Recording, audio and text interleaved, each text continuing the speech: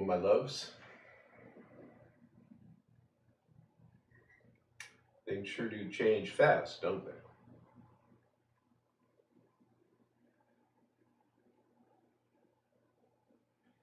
My observation about changes such as the ones we're experiencing now is that they are so often accompanied by an immense amount of fear.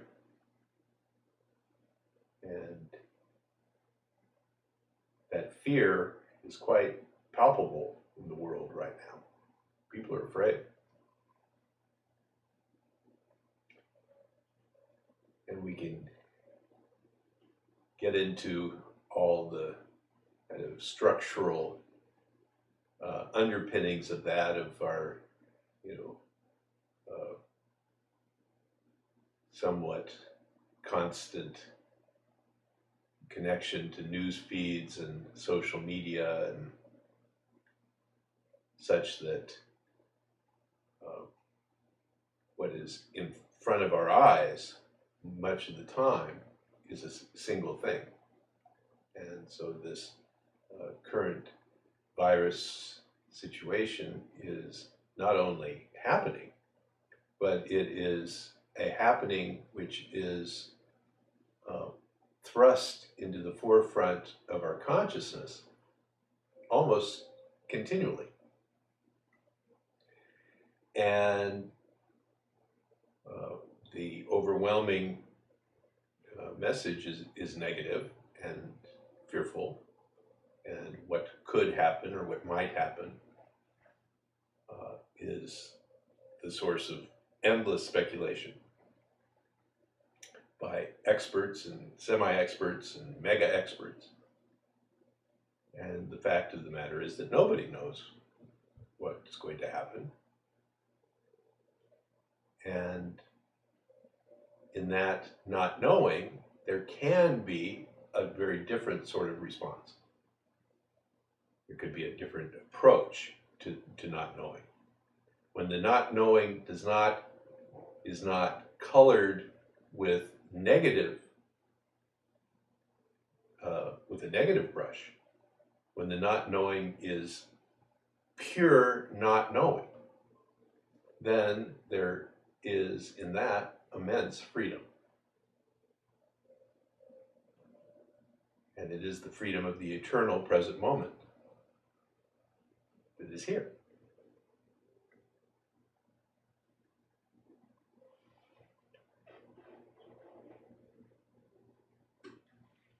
So I was seeing that there was a question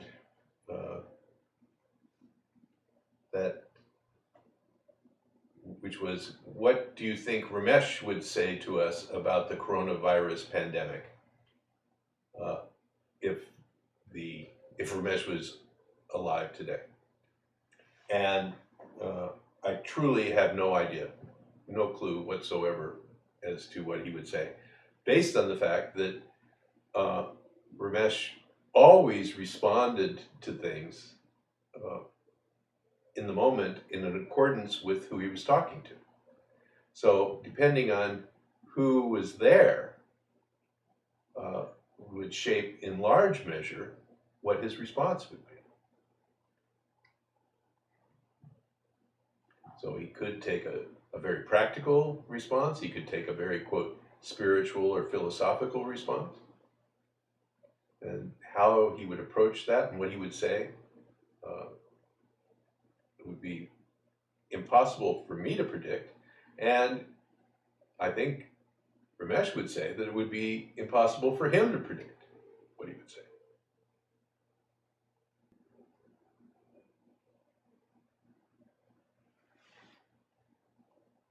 One aspect of times such as these in which our normal way of behaving, our normal patterns, the way we do things is thrown into chaos, really. One of the effects of this is to create a kind of fluidity or space in which the old patterns are not binding us. And so and that's scary because the old patterns provide a measure of security. But in that not knowing, there are enormous opportunities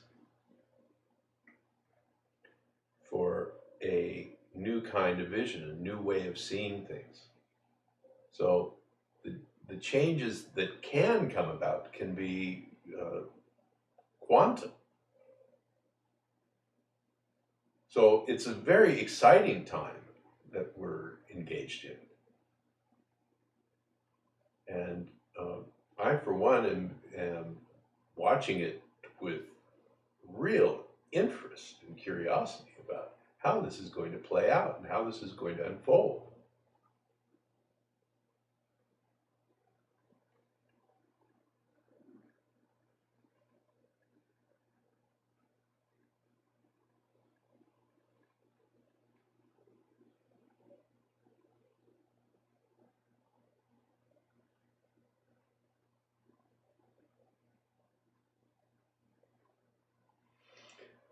So this is what, for those of you who are not reading the comments,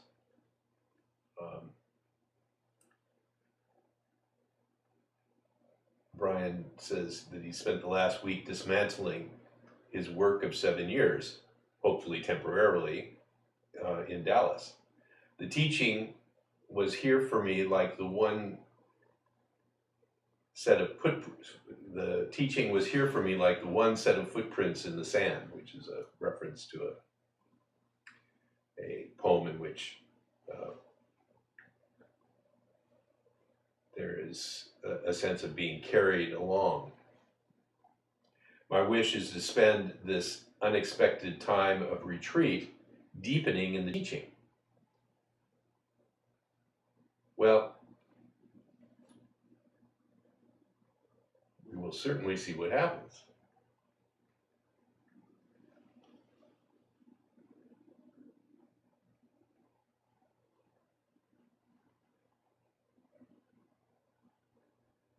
My hope is that the time is productive, that there are new insights that come as a result of the breaking of these patterns. It's not guaranteed, certainly,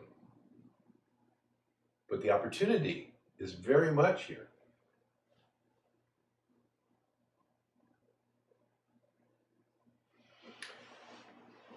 To me, one of the things that this teaching offers that is perhaps most valuable is a kind of perspective. And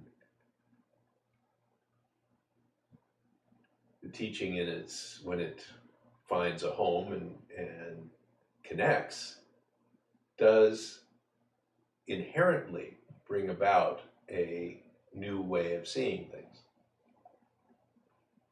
And that way of seeing things is always more spacious, more inclusive. So we're not in any way denying the presence of the situation, the presence of the virus, or the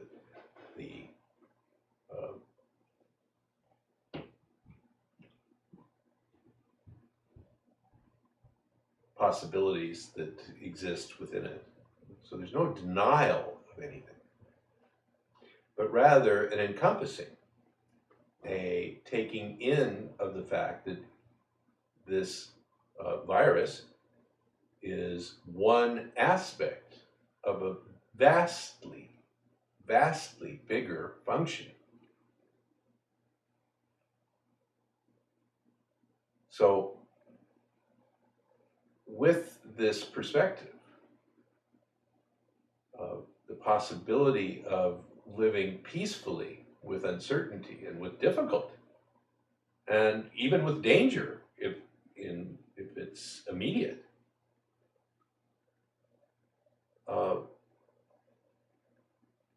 becomes a reality. You can be with what is in a way that has peace associated with, has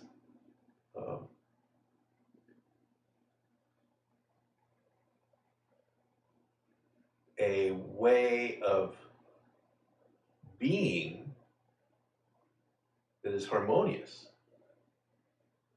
So the struggle for things to be other than they are, that sense that what is should not be, diminishes.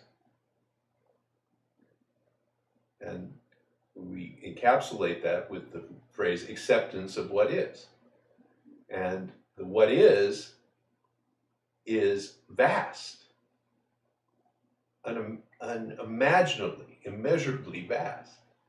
And the difficulty, be it the virus, or lots of people are having all kinds of problems that are not associated in any way with the coronavirus. And these are realities of people's lives.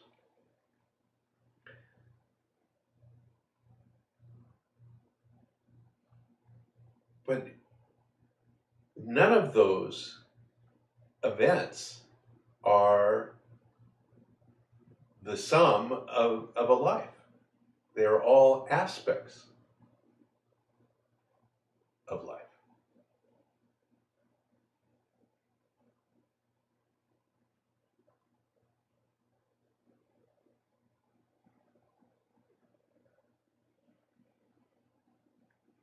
And to be able to see things that way, to recognize the truth of what is grace.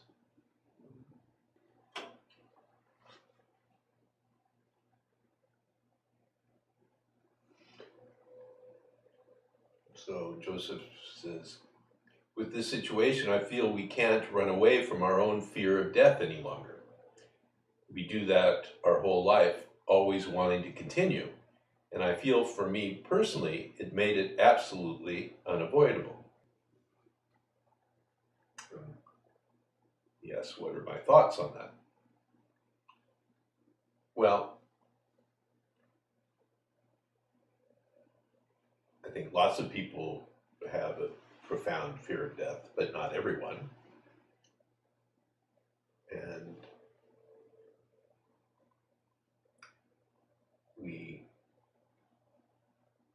the fact that you are confronted with a situation in which death becomes a more real possibility for you is again an opportunity to look more deeply and see what is at the root of the fear. In this teaching, we point to this kind of fear, the fear that is suffering, not the practical fear of something immediate in your environment that you have to that's threatening you. But the fear that one has that is linked to angst and suffering and this kind of worry, that sort of fear is linked to this, what we call the sense of authorship, the sense that I am responsible somehow, that it is up to me to manage, that I must somehow deal with this. Now, it's not always readily apparent that that's the root, but the pointer of this teaching is, well, have a look there. See if you can begin to recognize the link between what you're feeling and this sense of being an independent entity. Because rooted in the sense of being an independent entity is what is going to become of me. And the me that considers itself to be independent is isolated and vulnerable, always. So when you begin to recognize what your true nature is as this me, and to begin to see through this quality of independence, then the fear of death ebbs away on its own.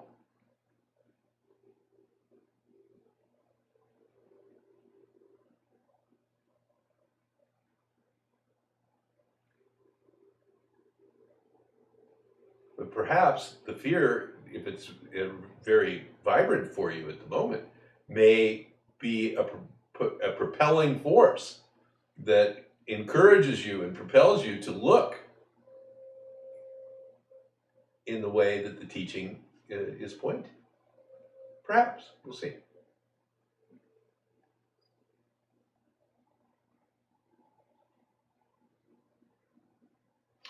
Marilyn asks, can you talk more about accepting what is at a deep level?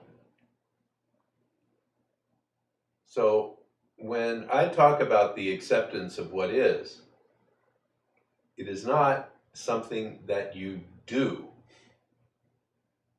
So often when you hear acceptance of what is immediately, the immediate response is, well, how do I do that? How do I accept? How can I make that happen? And in fact, this is a description of what happens. The acceptance of what is describes that quality of beingness that is here. And it has nothing to do with your making it happen. So there is no progress in accepting what is. There's no progress possible in that. It is a pointer to the condition of being that is here. And that is the deep level, if you will. The pointing underneath, the acceptance of what is this being total,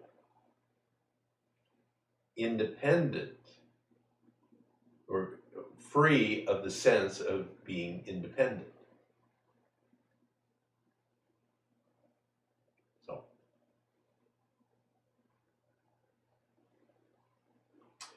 Joseph says, it's a huge factor for me, this fear of death. However, I somehow feel okay facing it. I'm not sure, however, what you mean when you say where I should look. I feel that this separate entity lives inside my body, if that makes any sense.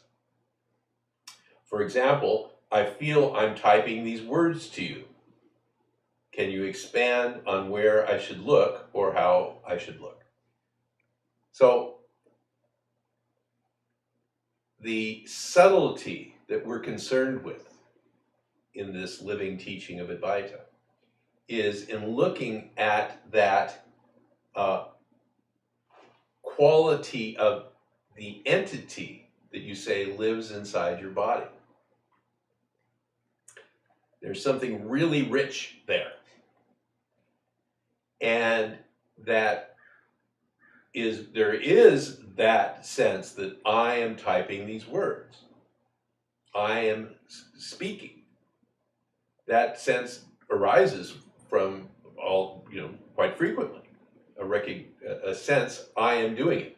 Now that sense isn't there all the time. You do all kinds of things without any sense whatsoever that I am doing it. There is simply the doing. then often there is a sense I am doing that. But what we're really concerned with is a third sense, if you will, which is this hijacking of the sense that I'm doing it with a subtle quality that I am authoring the doing, that I am responsible inherently for the doing that I am doing. So it is this very subtle aspect that the teaching is pointing you to look at and see if you can recognize this additional quality that we call the false sense of authorship. The sense that, and it is linked, this false sense of authorship, to the feeling that I am independent, that I am disconnected from these things, because that it can only, the sense that I am responsible can only be present if you are independent. If you are an aspect of, and what you are doing is an aspect of this totality, then the very question of being personally responsible takes on a whole different character, a whole different quality.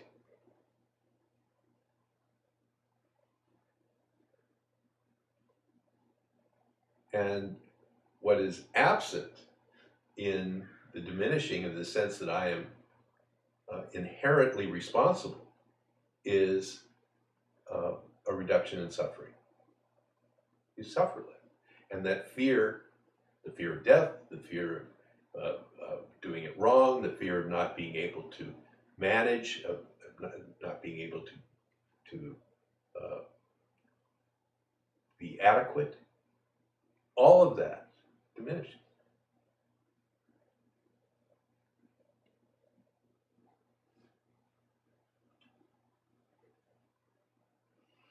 So as far as the question of how should I look, where should I look? The pointers are here. The pointers encourage you to look and do not specify specifically where and how, but encourage your curiosity. See where it takes you. Marilyn asks, can you speak more about being with not knowing at a deep level? I don't think I was speaking at all about being with not knowing at any level. It is not knowing,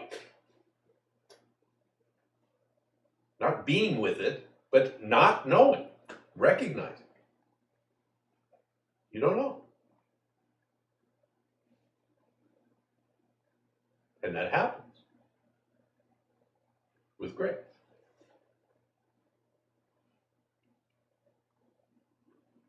But it's not a practice. It's not something that you do. It's not something that has to be done. You don't have to be with it.